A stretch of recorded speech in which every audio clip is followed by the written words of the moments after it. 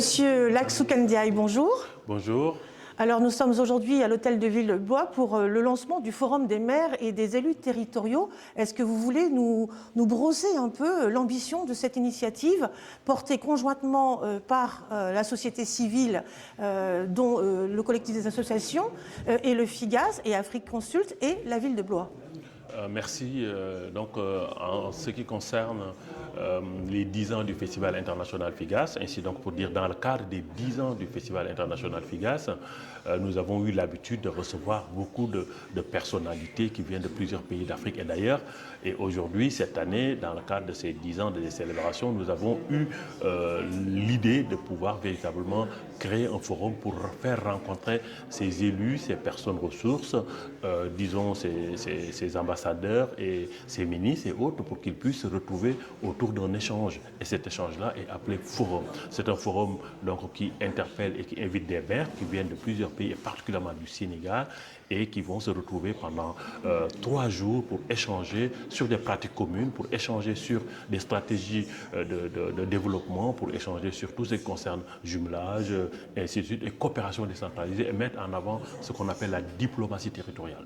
Et donc Blois sera la région, ou sera la ville qui va accueillir ce forum, et en ce sens, nous attendons plusieurs maires qui viennent de Dakar et d'autres villes, des maires de communes rurales, des maires de communes urbaines et des grandes communes qui se sont retrouvées et qui se retrouveront ici à Blois dans le cadre donc, de ce forum qui se passera les 29, 30 et 31 mai ici à l'hôtel de ville dans le cadre des 10 ans du Festival international FIGAS.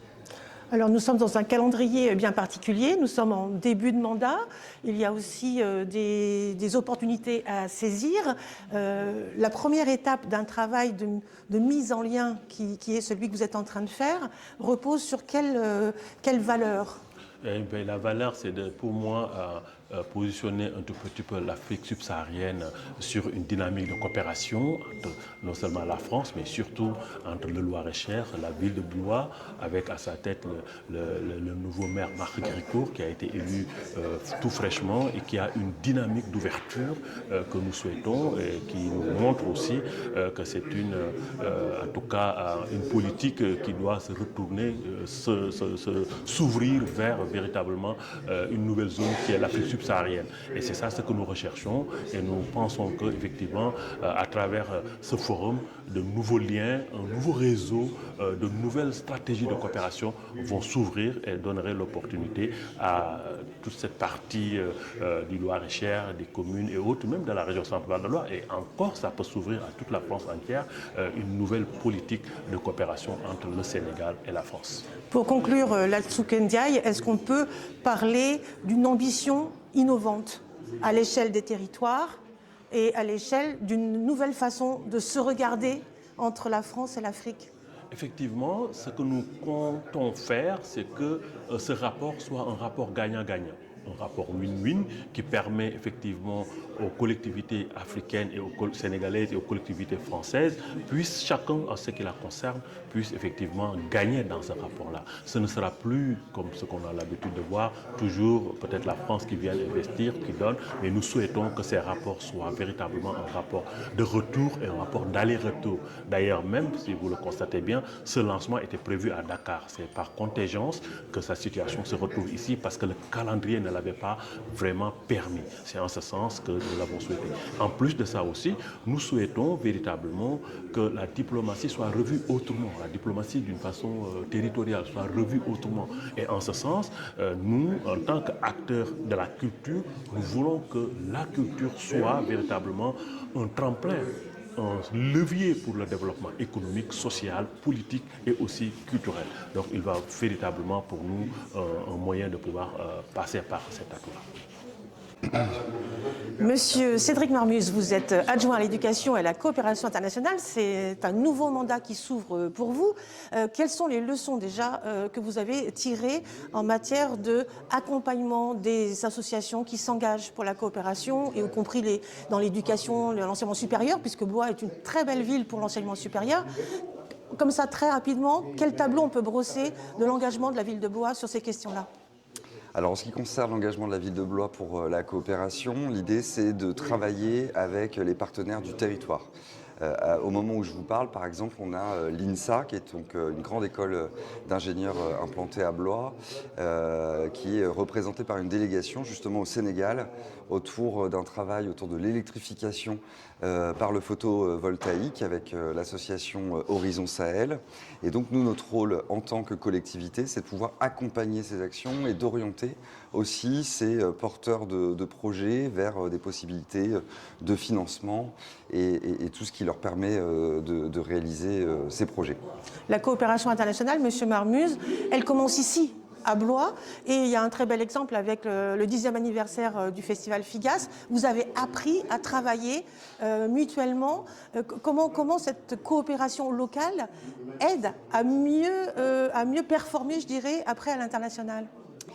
Alors on a la chance à Blois d'avoir une population très riche et très diverse de ses origines, ce qui permet d'avoir accès à différentes cultures, et c'est donc sur le territoire avec déjà la population, avec ce qu'elle perçoit aussi de ses origines et de ce qu'elle a envie de partager, qu'on commence à travailler d'abord au niveau culturel, que ce soit gastronomique, que ce soit artistique, et puis l'idée c'est de faire des passerelles avec les pays concernés. Donc des actions qui peuvent se travailler, que ce soit tant au niveau des écoles qu'avec différentes associations ou avec les différents services de la ville. Typiquement, on a beaucoup de problématiques autour de la gestion de l'eau, la potabilité de l'eau, la question du réchauffement climatique. C'est quelque chose qui est partagé un peu partout avec les territoires avec lesquels on est en coopération. Et donc, c'est des sujets qu'on peut travailler aussi avec nos services pour être dans le partage en fait, d'expériences et savoir comment anticiper tous ces dérèglements pour essayer de s'adapter au mieux ici comme ailleurs. Alors une dernière question, Monsieur Cédric Marmuse. On est en début de mandat et un nouveau chantier s'ouvre, et c'est un chantier qui me semble plutôt passionnant parce que là il s'agit de construire, alors à partir de l'existence certes, mais en ciblant une amitié entre le territoire de Blois et des territoires urbains, ruraux au Sénégal. L'enjeu c'est de construire de nouvelles manières de faire. Comment vous avez envie de vous engager, vous, en tant qu'adjoint, pour que ce portage politique fasse sens dans votre politique générale de la ville de Blois et du rayonnement de cette ville? Alors comme je disais, nous on s'appuie déjà sur les diasporas. On a la chance ici d'avoir des diasporas du continent africain qui sont très nombreuses, notamment côté Sénégal. Ce qui nous semble important, nous, quand on s'engage dans une coopération, c'est de rester fidèle à nos valeurs et notamment sur les libertés fondamentales. Donc on sera aussi vigilant à travailler sur ces sujets de société qui nous semblent essentiels pour permettre la dignité humaine partout, comme on essaye aujourd'hui dans nos politiques locales de développer en fait des solutions qui permettent aux gens de mieux vivre. Nous, ce qu'on souhaite aussi, c'est mettre au cœur de ces coopérations la question de la dignité humaine et des libertés fondamentales. Donc on verra de quelle manière tout ça peut se concrétiser, mais c'est tout le sens des enjeux de la coopération pour la ville de Blois, voilà, qui sont guidés en fait par ce qu'on essaye de défendre. Le respect de l'autre, la rencontre de l'autre, mais surtout la tolérance entre les peuples, mais aussi entre les gens, entre ce qui les font.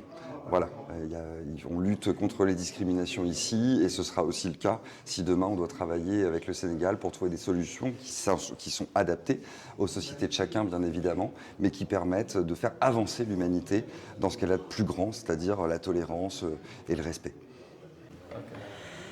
Madame Corinne Kimbongi Saminou, vous êtes adjointe à la ville de Blois, en charge de l'égalité femmes-hommes et d'autres sujets qui vous tiennent à cœur. Ma première question, c'est, premier mandat, vous êtes une femme de la diaspora. Quel sens vous donnez à cet engagement? Alors je donne un sens, le premier sens que je donne, c'est que je remercie déjà le maire de Blois, Marc Grécourt, de sa confiance. Et le sens que je donne, en fait, finalement, c'est quelque part, c'est un petit peu... J'ai un de mes collègues qui parle beaucoup de Graal. C'est le Graal, en fait, quand vous êtes engagé, quand vous avez des années d'engagement dans une ville, des années d'engagement politique, des années d'engagement associatif, effectivement, quand on vous fait confiance, et quand une campagne se passe, en fait, à la hauteur de l'engagement et de l'implication de la ville, et bien, ça donne ce résultat-là. Et aujourd'hui, je suis donc élue maire adjoint. de votre point de vue, puisque vous venez de la société civile, quelles sont les forces de cette ville de Blois et du projet que vous portez avec vos collègues élus?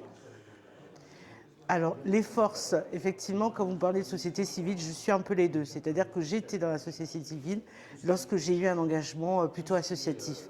Et ensuite, je l'ai prolongé avec un engagement politique, puisque je suis secrétaire fédéral, en fait, au Parti socialiste dans la fédération du 41. Qu'est-ce que j'y donne? Je me dis que, en fait, si vous voulez, quand on s'engage, moi, je suis une femme entière. Lorsqu'on s'engage, on s'engage pour tout. Et donc, effectivement, je me suis engagée dans la première liste de Marc Gricourt pour les élections de 2020. Je me suis engagée, une fois que j'étais engagée sur la liste, j'ai pris ma carte au PS. Donc, alors, en tant que femme, est-ce que vous avez conscience ou est-ce que vous avez envie de dire à d'autres femmes, qu'elles soient d'ici ou d'ailleurs, que s'engager, c'est faire un choix qui peut être bénéfique dans la vie et le parcours de chacune? Bien sûr. En fait, j'ai envie de dire à chaque femme, personne ne fera les choses. Personne ne fera les choses pour nous. Je suis une femme. Tout à l'heure, vous disiez issue de la diaspora. Très bien. C'est-à-dire que moi, je me suis engagée parce que c'était important pour moi de défendre mes droits, de défendre les droits de toutes les femmes qui sont autour de moi, de défendre les droits de toutes les femmes qui vont venir après moi. Parce que avant moi, il y a des femmes qui se sont battues, qui ont combattu les droits auxquels j'ai accès aujourd'hui. Donc oui, ça a une importance. Ça a une importance et j'ai envie de dire à toutes les femmes, personne ne le fera. Personne ne le fera en fait. Aussi, en fait, vous savez, les droits, même les droits humains, on doit tous, quand on peut, dans la mesure du possible, le faire. Parce que c'est fondamental. Les droits humains sont fondamentaux. Donc c'est à nous de le faire. Donc si chaque personne pouvait faire un petit peu, la technique du colibri, chacun fait un petit peu. Donc moi, je vais faire ma part. Ma part, c'est cette année. Donc cette année, je suis effectivement maire adjoint aux discriminations, aux droits des femmes, à l'égalité homme-femme. Je vais tout faire pour justement faire de ce mandat, dans la continuité de ce que mes précédents collègues ont fait, en faire quelque chose dont on s'en souvienne et dont moi, je sois fière. Voilà. Ignace Kiala, bonjour. Bonjour. Alors vous êtes un acteur de la société civile à la ville de Blois, vous êtes aussi une figure locale, oui. Vous êtes aussi, je dirais, un emblème parmi d'autres d'un quartier populaire de cette ville, Cité Royale. Et surtout, vous connaissez l'histoire. Vous connaissez l'histoire de ce quartier, vous connaissez l'histoire de cette ville et vous connaissez l'histoire d'une diaspora qui dit « nous, on est blésois ». Tout à fait. Est-ce que vous pouvez nous parler de ça ? Comment être blésois quand on vient d'ailleurs? Écoute, la question elle est pertinente, mais elle mérite quand même une véritable réponse. Comment on peut être blésois et être d'ici et de là? Pendant que nous sommes là, normalement, nous devons, dans tout ce que nous faisons sur le plan associatif, nous devons normalement nous occuper aussi du Sud, de là où nous venons. C'est très très important. Et d'ailleurs, c'est la raison pour laquelle nous sommes là aujourd'hui. On parle de la coopération. La coopération est dans tout ce que nous faisons. Dans tout ce que nous faisons, dans nos associations, il y a de la coopération. Parce qu'il y a un problème d'eau, il y a un problème d'électricité, il y a un problème de jumelage, il y a beaucoup de problèmes. Ils sont posés de l'autre côté au sud. Et nous qui sommes ici, avec le peu de moyens que nous avons, nous pouvons faire des choses dans nos pays d'origine. Alors, il y a une autre façon de poser la question, oui. Monsieur Kiala, c'est oui. Que peuvent apporter les pays du Sud oui. aussi à nos sociétés modernes et contemporaines oui. qui, quelque part, sont en souffrance oui. ici, oui. quelque part. Tout à fait. Perte de sens, perte de fertilité, oui. il y a plein de questions, oui. Déconnexion du village, déconnexion oui. de la nature. Est-ce que vous pensez qu'à travers ce projet de coopération, oui. La rencontre entre des gens qui sont restés sur le continent africain, oui. vous qui êtes ici et les Français qui travaillent avec vous, oui. peuvent se nourrir d'une autre manière d'être au monde? Oui, je veux vous dire, madame, qu'aujourd'hui, le monde est devenu un village planétaire. Et ça, c'est très, très important. Pourquoi? Parce que c'est enrichissant dans la coopération d'avoir la coopération sud-nord, nord-sud. Nous apportons aussi ici, dans la culture, les Français découvrent ces pays à travers nous. Et ce que nous avons, nous, découvert ici, nous impose l'intégration dans la vie française. C'est très, très important. Mais dans tout ça, c'est la coopération. C'est-à-dire, quand la coopération est sincère, du sud au nord, du nord au sud, il n'y a aucun problème. C'est-à-dire que voir dans quelle manière nous pouvons nous apporter ici, c'est-à-dire que la coopération du nord, non, du sud au nord, et la coopération du nord au sud. Aujourd'hui, vous voyez dans la ville, par exemple, nous avons des boutiques exotiques. C'est qu'il y a des années, il n'y en avait pas. Aujourd'hui, nous avons des amis, nous avons des familles françaises avec qui nous avons lié des relations, des véritables relations, et qui viennent, quand vous les invitez, vous êtes à table, vous ne leur servez pas des repas français. Et ça, c'est très, très important. Ils découvrent des choses. Ils découvrent, voilà. Donc, ils se disent que oui, c'est vrai. Ce qui est en train, justement, j'insisterai là-dessus, et puis je crois que, c'est pas... Oui. C'est ce qui est en train de tuer petit à petit notre pays, c'est-à-dire la France ici, c'est le procès d'intention. On croit que les difficultés que moi j'ai, ça vient de quelqu'un d'autre. Alors que non, nous sommes tous dans le même bateau. Et je crois que ça, c'est très, très important. Alors j'ai une dernière question pour vous, Ignace Kiala. C'est quel message passer aux jeunes générations? Parce que l'avenir de ces relations entre la France et le continent africain, entre le territoire de Blois et les territoires du Sénégal, passe par la nouvelle génération. Est-ce qu'elle a envie de s'engager? Et s'engager pourquoi? Quels sont les messages que vous voulez passer à ces jeunes aujourd'hui, d'ici et de là-bas, pour dire on a 6 ans pour travailler ensemble grâce à ce forum des maires et des élus. Oui. On compte sur vous, les gars. On compte sur vous, les filles. Tout à fait. C'est-à-dire que c'est de considérer que sans cette coopération, sans la coopération du Nord, le Sud a un peu de difficulté à vivre. Est-ce que le Sud aussi, non, le Nord aussi, peut en profiter justement de la coopération du Sud?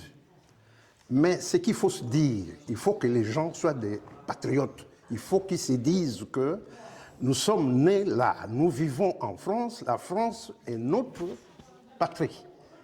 Ça, il faut le porter. Il n'y a pas de gênant, il n'y a pas... Non, vous êtes en France, vous respectez tout ce qui est en France, vous respectez la culture française, parce que vous êtes là, vous vivez là, vous faites toute votre vie ici. Ceux qui sont de l'autre côté, c'est la même chose. Pourquoi il n'y a pas de problème des Français, des Anglais, des Américains qui sont en Afrique, qui n'ont pas de problème, mais que nous devons avoir des problèmes? Il n'y a pas de raison. Voilà, ça c'est un message très très important que les enfants, nos fils, nos neveux, nos nièces comprennent qu'ils sont chez eux, mais tout en respectant la culture du pays d'accueil et en apportant votre culture à vous. Voilà le message que j'ai, Madame, à vous passer. Nicole Frossard, bonjour. Bonjour. Alors, vous venez de la diplomatie dont a parlé Latsuk Ndiaye, la grande diplomatie internationale. Aujourd'hui, vous faites le choix de vivre à Dakar et de dire j'ai envie de suivre ce qui va se passer à Blois autour de cette envie de coopérer autrement entre des communes donc de la région de Blois et des communes des territoires du Sénégal. En quoi vous vous sentez concernée, Nicole Frossard, par cette envie de travailler ensemble? Tout à fait. Écoutez, merci d'abord parce que je suis extrêmement heureuse d'être arrivée à Blois. Je suis effectivement au Sénégal depuis 25 ans et j'ai essentiellement accompagné des projets de développement dans le milieu culturel notamment, où je suis assez connue, mais également dans des projets concernant le développement de compagnies aériennes ou bien la Fédération nationale de l'électricité du Maroc, par exemple, pour lequel j'ai mené 2 opérations successives. Alors, pourquoi Blois? D'abord, je dirais que c'est un peu par une affinité amicale, parce que je connais Lat depuis fort longtemps. Nous avons travaillé ensemble sur un grand festival qui était Andy Festival International lorsqu'il était à Dakar. Et nous sommes toujours restés en contact. Et je dois dire que ce projet de coopération me paraît tout à fait approprié. Je pense que il y a un véritable besoin aujourd'hui de créer des associations de ce type, notamment avec la jeunesse, pour qu'il y ait peut-être une meilleure connaissance des uns et des autres, se comprendre. Et peut-être aussi avancer dans des projets communs, trouver les liens qui peuvent permettre de développer des projets constructifs au Sénégal, comme également à Blois. Parce que ça va être il ne s'agit pas des opérateurs de Blois qui vont venir enseigner quoi que ce soit au Sénégal. C'est aussi le Sénégal qui va venir apporter son expertise sur un certain nombre de sujets et donc qui va créer cette coopération. Alors j'ai envie de vous poser une question, Nicole Frossard, parce que vous avez de l'expérience, vous savez ce que c'est que la vie d'un projet, vous savez aussi quelles sont les limites de l'engagement. Alors j'ai envie de vous poser une question, celle des écueils. C'est-à-dire que quand on veut s'engager dans ce type de démarche avec un vrai portage politique, c'est la force de ce projet lancé aujourd'hui à Blois. Il y a un portage politique au Sénégal et ici dans cette région.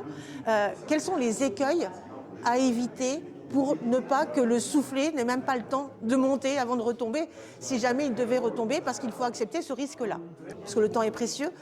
Voilà, quelles sont l'expérience que vous pouvez partager pour dire attention à ça, attention à ça? D'accord. Oui, alors je pense que déjà il faut se focaliser sur des projets concrets. Ça, c'est une première chose. Et que ces projets correspondent bien à la demande de la population qui est en face de nous. Qu'est-ce que le Sénégal, qu'est-ce que les mairies qui vont venir à ce forum attendent de cette coopération? Ça, c'est la première chose qui me paraît extrêmement importante. Ensuite, il va y avoir des échanges qui vont forcément être demandés et il faut que l'on trouve quand même une facilité dans les échanges de personnes aussi. C'est-à-dire qu'on est confronté malheureusement très souvent à des problèmes de visa. Aujourd'hui encore, nous avons dû reculer le forum pour laisser le temps aux institutions qui s'en occupent de fournir les visas qui sont nécessaires pour que les gens puissent arriver ici.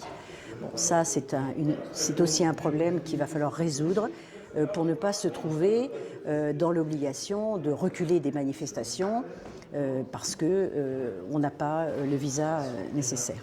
Bon. Alors cette question de visa pose la question de la confiance, parce que pour s'engager en tant que, par exemple, maire d'une commune de France, on engage sa responsabilité, on engage des financements, on engage des équipes techniques. Effectivement, il faut libérer l'espace pour que la confiance puisse agir, en fait. Absolument, absolument. Bon, il faut que la confiance, effectivement, soit réelle des deux côtés. Et il faut aussi que les jeunes, par exemple, qu'on sera amenés à faire venir ici, comprennent que c'est aussi important de respecter cette confiance. Voilà. Le mot-clé, c'est responsabilité ? C'est responsabilité. Voilà. À tous les niveaux du projet ? À tous les niveaux du projet. Absolument.